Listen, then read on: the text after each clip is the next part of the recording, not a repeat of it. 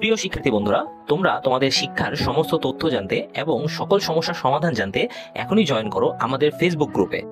Facebook গ্রুপের link দেওয়া আছে ডিসক্রিপশন বক্সে। আসসালামু আলাইকুম, সবাইকে স্বাগতম ওয়েলস্পান একাডেমিতে। আজকে আমরা দেখব নবম শ্রেণীর স্বাস্থ্য সুরক্ষা পৃষ্ঠা নাম্বার 102 এর ছকের সমাধান। ছকের শিরোনামে দেওয়া ছিল আমার মনোবন্ধ হওয়ার পরিকল্পনা। আমি যখন মনোবন্ধ হব সেক্ষেত্রে আমার কি কি পরিকল্পনা বা আমার কি কি প্ল্যান সেইগুলো সম্পর্কে। মনোবন্ধু হিসেবে আমার একক কাজ, মনোবন্ধু হিসেবে আমি যে একা একা যে কাজগুলো আমার সেগুলো এখানে লিখব। এবং মনোবন্ধু হিসেবে ভালো থাকা, ক্লাবে মানসিক স্বাস্থ্য সম্পর্কে সচেতনতায় আমার কাজ। একটা ক্লাবে ভালো থাকা নামে এটা একটা ক্লাবের নাম। সেই ক্ষেত্রে সচেতনতায় আমার যে কাজগুলো সেগুলো এখানে লিখবো। নিজের সমস্যাগুলো একজন বিশ্বস্ত বন্ধুকে জানাবো এবং তার সমস্যাগুলো জানতে চাইবো। আমার যে নিজের যে সমস্যাগুলো সেগুলো একটা বিশ্বস্ত একজন বিশ্বাস করার মতো বিশেষ করার মতো একজনকে জানাবো এবং তার সমস্যাগুলো জানবো। কোনো বন্ধু হতাশায় ভুগলে তার প্রতি সহমর্মী আচরণ করব।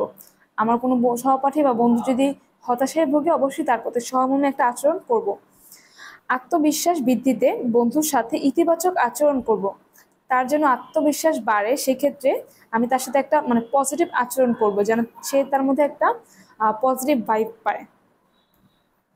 কটাক্ষ বা কোনো প্রকার নেতিবাচক আচরণ করব না। তার কোনো একটা কাজের জন্য তাকে কখনোই অবশ্যই ছোট করে দেখবো না এবং তার সাথে কোনো খারাপ আচরণ করব না। এগুলো ছিল আমার একক কাজ, আমি নিজে অন্য একটা মানুষের লাইফের জন্য বা অন্যের জন্য কি যা যা করতে পারে সেগুলো।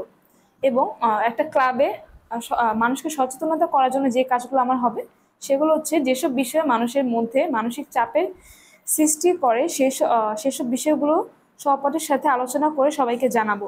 আচ্ছা, একটা মানুষের ক্ষেত্রে যে বিষয়গুলো চাপের সৃষ্টি করে সেগুলা আমাদের যে সহপাঠী তাদের সাথে আলোচনা করে সবাইকে জানাতে হবে, যেন সবাই এই বিষয়গুলো সম্পর্কে সচেতন হতে পারে। আলোচনা করে সবাইকে জানাবো। আচ্ছা, এটা তো এখানে চলে গেছে। মানসিক চাপ সৃষ্টি হয় এমন আচরণ করা থেকে বিরত থাকতে বলবো। অন্য কোনো একটা কাজ বা আমার কোনো একটা কাজ, যার কাজই হোক না কেন, সেক্ষেত্রে তার উপর একটা মানসিক চাপ ফেলতে পারে এমন কোনো আচরণ করা থেকে নিজেরা বিরত থাকবে এবং অন্যদেরকেও বিরত থাকতে বলবো। এটা হচ্ছে আমাদের ক্লাবের যে কাজগুলো সেগুলো। স্কুলের অন্যান্য শিক্ষার্থীদের মানসিক চাপ নিয়ন্ত্রণের বিভিন্ন কৌশল সম্পর্কে জানাবো।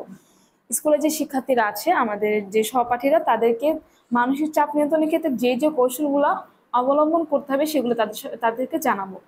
এটা ছিল পৃষ্ঠা নাম্বার 102 এর ছকের সমাধান।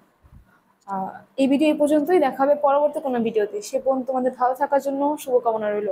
আসসালামু আলাইকুম।